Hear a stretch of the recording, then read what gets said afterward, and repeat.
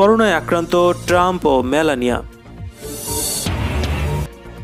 সামরিক পর্যায়ে সপ্তম বৈঠকে বসছে চীন ও ভারত। তুরস্ক সীমা লঙ্ঘন করছে বলছেন ম্যাক্রন। চীনের সাথে কৌশলগত অংশীদারিত্ব সম্পর্কের ক্ষেত্রে নতুন অধ্যায়ের সূচনা করবে বলছে ইরান। আমার বন্ধুর জন্য শুভকামনা, করোনা আক্রান্ত ট্রাম্পকে বলছেন মোদি। অবশেষে সাদা শ্রেষ্ঠত্ববাদীদের নিন্দা জানালেন ডোনাল্ড ট্রাম্প। চীন সীমান্তে সাবসনিক ক্ষেপণাস্ত্র মোতায়েন করছে ভারত। সর্বশক্তি নিয়ে আজারবাইজানের পাশে থাকবে তুরস্ক, আবারও বলছেন এরদোগান। আজারবাইজান আর্মেনিয়ার সংঘাত নিয়ে আলোচনা করল তুরস্ক ও রাশিয়া, এবং ন্যাটোর প্রস্তাবে রাজি তুরস্ক ও গ্রিস।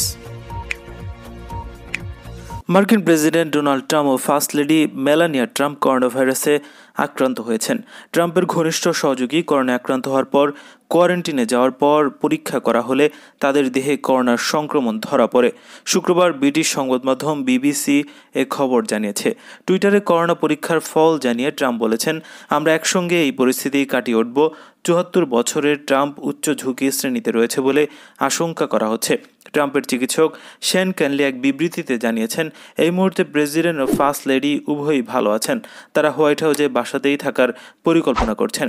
তিনি বলেন, আশ্বস্ত থাকুন, আমি আশা করছি সুস্থ হওয়ার পথে প্রেসিডেন্ট কোনো বাধা ছাড়াই নিজের কাজ চালিয়ে যেতে পারবেন।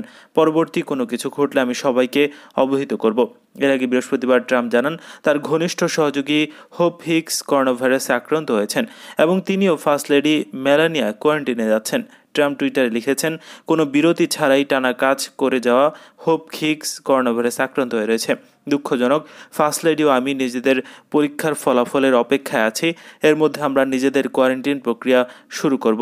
৩১ বছরের হোপ এখন পর্যন্ত ট্রাম্পের সবচেয়ে ঘনিষ্ঠজন, যিনি করোনা ভাইরাসে আক্রান্ত হলেন। এই সপ্তাহে ওহাইতে টেলিভিশন বিতর্কে অংশ নিতে এয়ারফোর্স ওয়ানে ভ্রমণ করা ট্রাম্পের সফর সঙ্গী ছিলেন তিনি।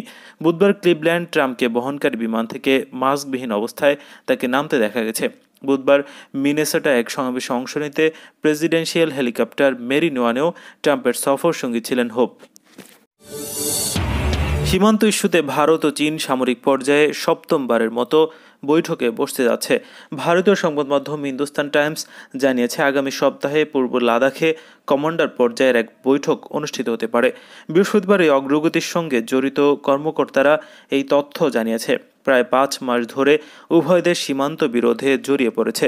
লাদাখ সেক্টরে দুই দেশের সেনাবাহিনী নিজেদের অবস্থান জোরদার করছে। মস্কোতে বৈঠকে উত্তেজনা প্রশমনে অঙ্গীকার করলেও প্রকৃত নিয়ন্ত্রণ রেখায় বিরোধ নিরসনের কোনো ইঙ্গিত পাওয়া যাচ্ছে না। এমন পরিস্থিতিতে আবারও কমান্ডার পর্যায়ের ওই বৈঠক অনুষ্ঠিত হতে যাচ্ছে। বুধবার কূটনৈতিক পর্যায়ে সীমান্ত পরিস্থিতি নিয়ে চীন ও ভারতের মধ্যে আলোচনা হয়েছে। এই বৈঠকে উত্তেজনা প্রশমনের প্রতিশ্রুতি ছাড়া তেমন কোনো অগ্রগতি হয়নি। এর আগে ২১শে সেপ্টেম্বরেও সামরিক পর্যায়ের ষষ্ঠ বৈঠক অনুষ্ঠিত হয়। ভারতীয় সংবাদ মাধ্যমের খবর অনুসারে ইতিমধ্যে তিব্বত ও জিনজিয়াং এলাকায় প্রায় ২,০০০ কিলোমিটার রেঞ্জের surface two air missile system বসিয়েছে চীনের পিপলস লিবারেশন আর্মি। ভারত ও শক্তিশালী ও অত্যাধুনিক যুদ্ধাস্ত্র, সুপারসনিক ব্রাহ্মস মিসাইল, নির্ভয় ক্রুজ মিসাইল এবং আকাশ সারফেস টু এয়ার মিসাইল মোতায়েন করেছে। আর্মেনিয়া ও আজারবাইজানের মধ্যে যুদ্ধ শুক্রবারও তীব্র রূপ নিয়েছে। যদিও দুই দেশকে অস্ত্রবিরতিতে পৌঁছতে আলোচনায় বসার আহ্বান জানানো হয়েছে, তবে যুদ্ধাঞ্চলে জিহাদি মোতায়েনের অভিযোগ তুলে তুরস্ককে হুঁশিয়ারি করেছেন ফরাসি প্রেসিডেন্ট ইমানুয়েল ম্যাক্রো। তিনি বলেন, তুরস্ক সীমা লঙ্ঘন করছে। বার্তা সংস্থা এএফপির খবরে এমন তথ্য মিলেছে। গোয়েন্দা প্রতিবেদনের বরাত দিয়ে ম্যাক্রন বলেন, সিরিয়ায় জিহাদি গোষ্ঠীগুলো থেকে ৩০০ যোদ্ধা তুরস্ক হয়ে আজারবাইজানের পথে রয়েছে। সীমা লঙ্ঘন করার অভিযোগ তুলে এই ঘটনায় তিনি ব্যাখ্যা দাবি করেন। নাগর্নি কারাবাখ নিয়ে লড়াইয়ের দীর্ঘদিনের মিত্র বাকুকে সমর্থন দিয়ে যাচ্ছে তুরস্ক। এদিকে আজারবাইজানের সঙ্গে একটি অস্ত্রবিরতিতে পৌঁছতে আন্তর্জাতিক মধ্যস্থতাকারীদের সঙ্গে কাজ করার প্রস্তুতির কথা জানিয়েছে আর্মেনিয়া। এদিকে নাগর্নি কারাবাখ অঞ্চলে দুই দেশের মধ্যে যুদ্ধ ষষ্ঠ দিনে পা রেখেছে। লড়াই আরও তীব্র রূপ নিয়েছে। বার্তা সংস্থা এএফপির খবরে এমন তথ্য মিলেছে।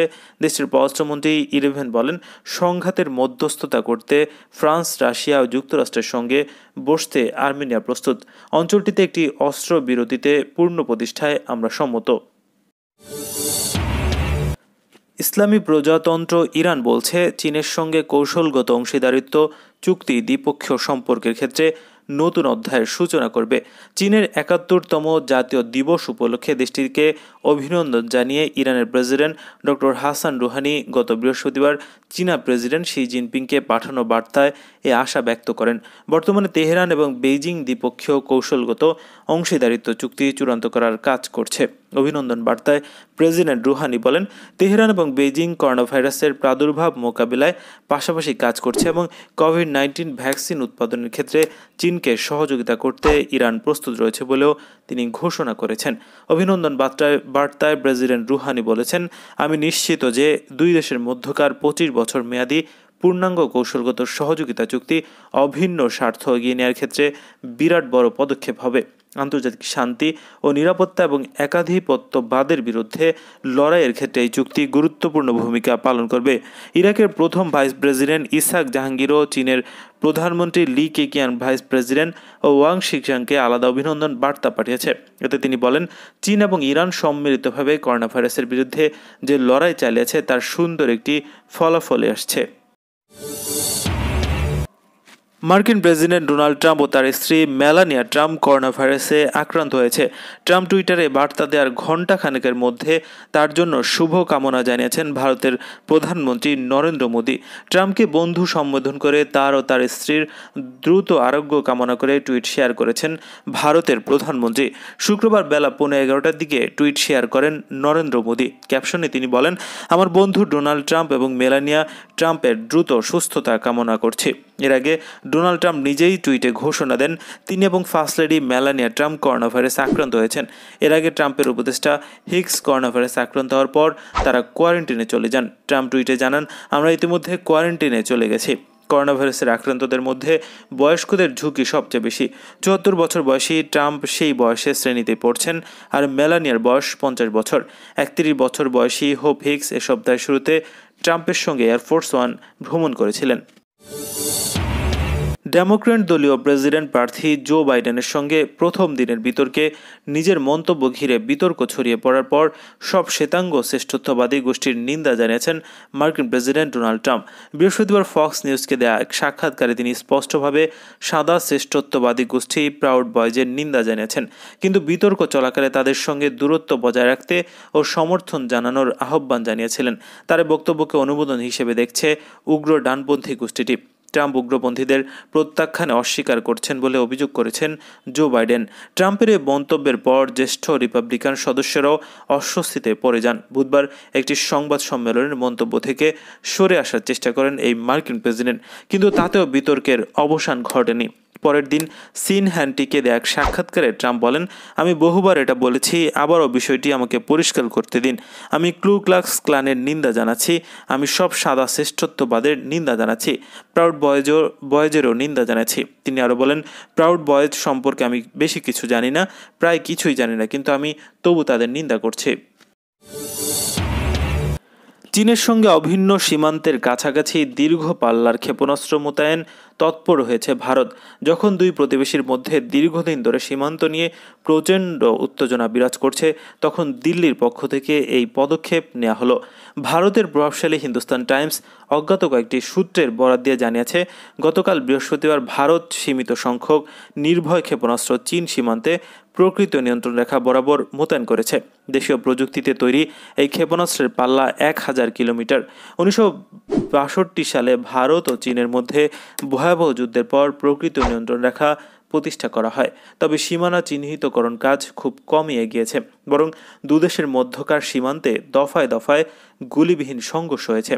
সূত্রগুলো বলছে, ভারত আনুষ্ঠানিকভাবে নির্ভয় সাবসনিক ক্রুজ ক্ষেপণাস্ত্রটি সেনাবাহিনী ও নৌবাহিনীর হাতে তুলে দেবে, তবে তার আগে ক্ষেপণাস্ত্রের ৭ম দফা পরীক্ষা সম্পন্ন করতে হবে। গতকালই ভারত বর্ধিত পাল্লার সুপারসনিক ব্রাহ্মস ক্রুজ ক্ষেপণাস্ত্রের পরীক্ষা চালিয়েছে। ভূমি থেকে ভূমিতে নিক্ষেপণযোগ্য এই ক্ষেপণাস্ত্র কিলোমিটার দূরের লক্ষ্যবস্তুতে আঘাত আনতে সক্ষম। গত মে মাসে লাদাখ সীমান্তে ভারত ও চীনের সেনাদের মধ্যে সংঘর্ষের পর দুই দেশের মধ্যকার সম্পর্কের মারাত্মক অবনতি ঘটে। পূর্ব ইউরোপে দক্ষিণ ককেশাসের নাগর্নো কারাবাখকে কেন্দ্র করে আর্মেনিয়া ও আজারবাইজানের মধ্যে কয়েকদিন ধরে তীব্র লড়াই চলছে। এ অঞ্চল নিয়ে দুটো দেশের মধ্যে এর আগেও থেকেই উত্তেজনা তৈরি হয়েছে। সামরিক সংঘাত হয়েছে, কিন্তু সেগুলো সবই ছিল সীমিত পরিসরে। সাবেক সোভিয়েত ইউনিয়নের এই দুইটি দেশের সামরিক বাহিনীর মধ্যে শুরু হওয়া এবারের যুদ্ধ আগের সংঘাতগুলোর তুলনায় বেশ ভিন্ন। বর্তমান সংঘর্ষের মাত্রা, ধরন এবং আন্তর্জাতিক বিশ্বের প্রতিক্রিয়া এসব কিছুই অঞ্চলের সাম্প্রতিককালের সব উত্তেজনাকে ছাড়িয়ে গেছে। এদিকে দেশ দুটির মধ্যে সংঘাতে আজারবাইজানের পাশে দাঁড়িয়েছে তুরস্ক, পাকিস্তান ও আফগানিস্তান। তিন দেশই মনে করে আজারবাইজানের ভূখণ্ডে আর্মেনীয় দখলদারিত্ব বন্ধ করতে হবে। বিশেষ করে আন্তর্জাতিক অঙ্গনে আজারবাইজানকে জোরালো সমর্থন দিয়েছে তুরস্কের প্রেসিডেন্ট রিসেপ তাইপ এরদোগান। বৃহস্পতিবারও প্রেসিডেন্ট এরদোগান দেশটির প্রতি তার জোরালো সমর্থন পুনর্ব্যক্ত করেছেন। তিনি বলেন, নাগর্নো কারাবাখ নিয়ে আর্মেনিয়ার সঙ্গে চলমান যুদ্ধে আজারবাইজানের প্রতি সর্বশক্তি নিয়ে সমর্থন অব্যাহত রাখবে তুরস্ক। বৃহস্পতিবার রাজধানী আঙ্কারায় তুরস্কের পার্লামেন্টের 14তম অধিবেশনের সূচনা বক্তব্যে কথা বলেন প্রেসিডেন্ট এরদোগান। তিনি আরও বলেন, আমরা যে কোনো মূল্যে সর্বশক্তি দিয়ে আজারবাইজানি ভাইদের প্রতি হৃদয় থেকে আমাদের সমর্থন অব্যাহত রাখবে। আমরা এক জাতি দুই রাষ্ট্রনীতির উপর ভিত্তি করে আজারবাইজানের প্রতি আমাদের সমর্থন অব্যাহত রাখব। প্রেসিডেন্ট এরদোগান বলেন, আর্মেনীয় কর্তৃক কারাবাখ দখলের মাধ্যমে এ অঞ্চলে যে সংকট শুরু হয়েছিল অবশ্যই তার অবসান ঘটতে হবে। তিনি আরও বলেছেন, আর্মেনীয়কে অবশ্যই অবিলম্বে আজারবাইজানের ভূখণ্ড ছাড়তে হবে। একমাত্র এর মাধ্যমেই এ অঞ্চলে শান্তি প্রতিষ্ঠিত হতে পারে। রাশিয়া জানিয়েছে, নাগর্নো কারাবাখ নিয়ে আজারবাইজান এবং আর্মেনিয়ার মধ্যে বর্তমানে যে সংঘাত চলছে তা নিয়ে তুর্কি পররাষ্ট্রমন্ত্রী মেভলুত চাভাসোগলু ও রাশিয়ার পররাষ্ট্রমন্ত্রী সের্গেই ল্যাভরভ আলোচনা করেছেন। দক্ষিণ ককেশাস অঞ্চলে শান্তি ও স্থিতিশীলতা প্রতিষ্ঠার ব্যাপারে সমন্বয়ের মাধ্যমে কাজ করতে দুদেশ একমত হয়েছে। রুশ পররাষ্ট্র মন্ত্রণালয় জানিয়েছে, গতকাল বৃহস্পতিবার পররাষ্ট্রমন্ত্রী সের্গেই ল্যাভরভ এবং তুর্কি পররাষ্ট্রমন্ত্রী মেভলুত চাভাসোগলুর মধ্যে টেলিফোনে নিয়ে আলোচনা হয়েছে। রুশ পররাষ্ট্র মন্ত্রণালয়ের বিবৃতিতে বলা হয়েছে, শান্তিপূর্ণ উপায়ে আলোচনার মাধ্যমে কারাবাখ অঞ্চলের পরিস্থিতি স্থিতিশীল করার জন্য রাশিয়া ও তুরস্ক ঘনিষ্ঠভাবে সহযোগিতা করতে প্রস্তুত রয়েছে। নাগর্নো কারাবাখ অঞ্চলটি আন্তর্জাতিকভাবে আজারবাইজানের অংশ হিসেবে স্বীকৃত। ন্যাটোর প্রস্তাবে রাজি হয়ে পূর্ব ভূমধ্যসাগরে সামরিক সংঘাত এড়াতে রাজি হল তুরস্ক ও গ্রিস। দুইটি দেশেই ন্যাটোর সদস্য। সম্প্রতি পূর্ব ভূমধ্যসাগরে অশোধিত তেল তোলা নিয়ে দুই দেশের মধ্যে বিরোধ অনেক দূর গড়িয়েছে। তুরস্ক তো গ্রিসের তেল ও গ্যাস তোলা বন্ধ করতে নৌবাহিনীর যুদ্ধজাহাজ ও তেল অনুসন্ধানকারী জাহাজ পাঠিয়ে দিয়েছিল, প্রস্তুত রেখেছিল বিমান বাহিনীকেও। গ্রিসও সমরস্তর সাজাচ্ছিল। চিন্তা বাড়ছিল গোটা বিশ্বের। এ অবস্থায় ন্যাটোর মহাসচিব স্টলটেনবার্গ জানিয়েছে, গ্রিস ও তুরস্ক বিরোধ মেটাতে একটা মেকানিজম তৈরিতে রাজি হয়েছে। এর ফলে সামরিক সংঘাত এড়ানো যাবে। ন্যাটো জানিয়েছে, কোনো বিরোধ দেখা দিলে দুই দেশের প্রতিনিধি সঙ্গে সঙ্গে হটলাইনে কথা বলবেন, এমনই স্থির হয়েছে। এর ফলে বিরোধ আর সামরিক সংঘাতের দিকে এগোবে না। স্টলটেনবার্গ বিবৃতি দিয়ে জানিয়েছেন, এই সেফটি মেকানিজম কূটনৈতিক স্তরে বিরোধ মেটানোর জায়গা তৈরি করবে। পরে এই মেকানিজমকে আরও উন্নত করা হবে। দুই দেশের মধ্যে এই মেকানিজম তৈরির কাজ সহজ ছিল না, কারণ গ্রিস দীর্ঘদিন ধরে তুরস্কের সঙ্গে কথা বলতেই রাজি ছিল না। তুরস্ক অবশ্য বারবার আলোচনায় বসার কথা বলছিল।